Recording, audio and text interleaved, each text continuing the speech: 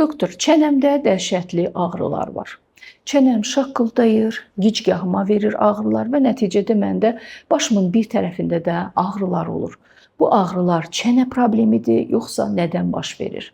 Həqiqətən də çənədə olan ağrıların bir çox səbəbləri var. Bunlardan ən çox rast gəlinən səbəblər temporomandibulyar oynağın, yəni çənə oynağının dislokasiyası və sürüşmələri dediyimiz problemlərdir. Bir çox insanlarda, xüsusilə azı dişlərinin olmaması nəticəsində, çiynəmənin çətinliyi, uzun müddətli xroniki stress nəticəsində bu əzələlərin gərginliyi fonunda çənədə dislokasiyalar əmələ gələ bilər və nəticədə şaqqıltı, ağrı, çeynəmə zamanı ağrının əmələ gəlməsi və başa verən ağrılar, gicgaha verən ağrılar ola bilər.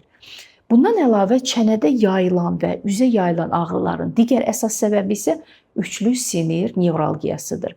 Çənə dibində yerləşən üçlü sinir qanqlionundan çıxan şaxələrin biri çənə şaxəsidir və bu çənə şaxəsinin aktivləşməsi, xüsusilə soyuq dəymə, infeksion xəstəliklər, ağır stressdən sonra çənəyə yayılan sanki diş ağrıları kimi ağrılar verir.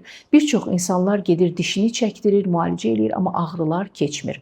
Bunun səbəbi dediyimiz kimi üçlü sinirin mandibulyar şaxəsinin iltihabıdır. Bunu aradan qaldırmaq üçün xüsusi iynə terapiyası ilə çənə arasında və çənə boyu xüsusi nöqtələrə iynə vurmaqla bu sinirin həssaslığını və iltihabını götürə bilirik.